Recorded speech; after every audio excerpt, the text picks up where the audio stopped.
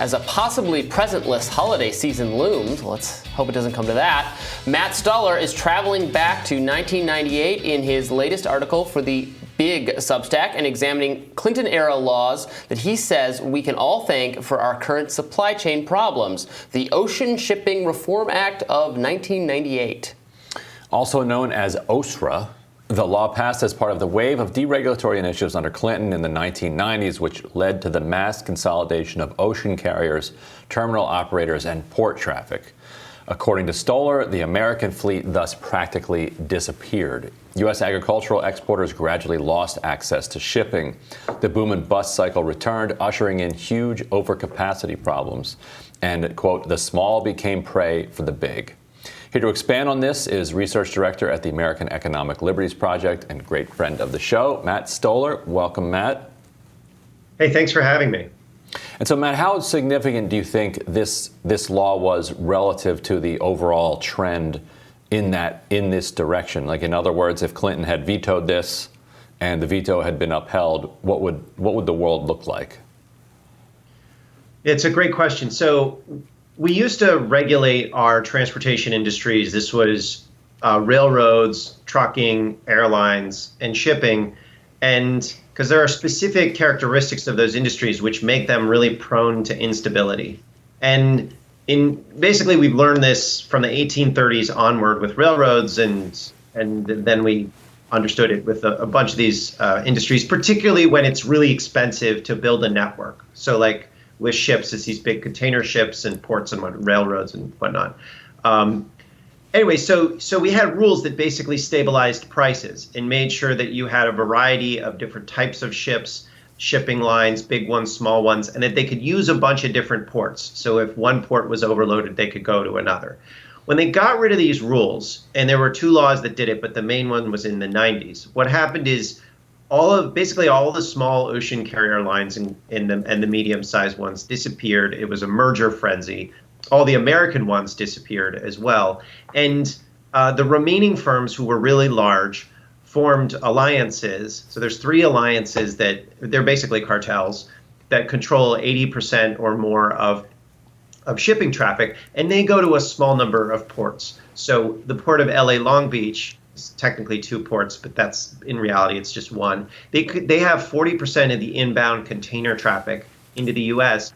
And the reason is because they're one of the few ports that can handle these massive, ultra-large container ships that have been built in the last 20 years as a result of consolidation. So if you have a traffic jam there, it's pretty hard to go to a different port and unload ships there because most of the other ports just can't handle the size of those ships.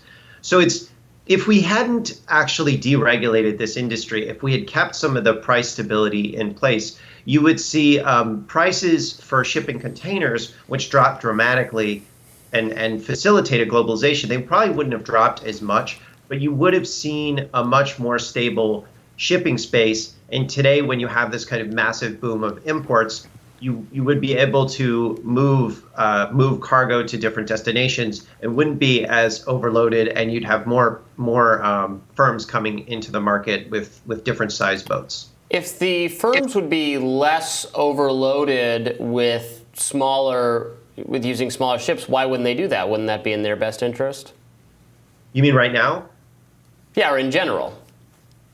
Well, there just aren't. For the last 20 years, we've largely been building these. I say we, but it's not like I've been doing it. The firms that remain have largely been focused on building these ultra large container ships, which there is always, so sort of since the 60s when we moved to containerization, that is boxes that can fit on ships and trucks and rail versus like bulk cargo.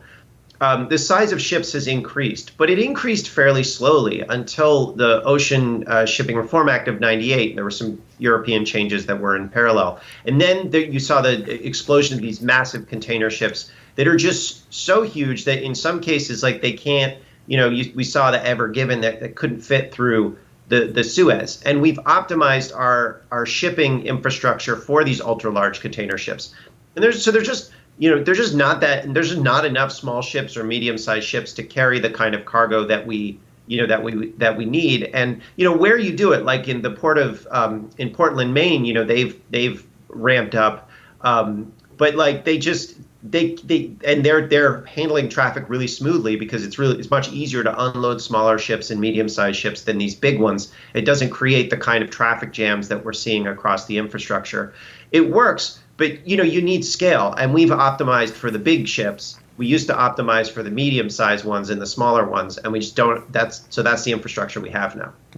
So what is it about the shipping industry that makes it a situation where individual firms are incentivized to go in a direction that is counterproductive to the overall system?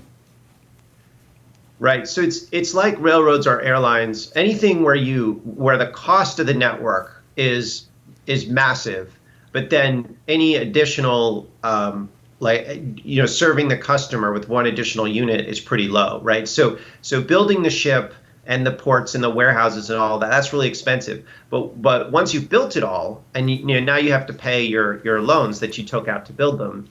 But any revenue that comes in from a container, that doesn't cost very much. It's like once you've built the airplane and you're already flying from New York to Chicago or whatever, having one customer on there more or less doesn't change your cost structure. So the incentive with such an industry, if there's is first to radically expand and try to gain as much market share as possible. So build lots of big ships.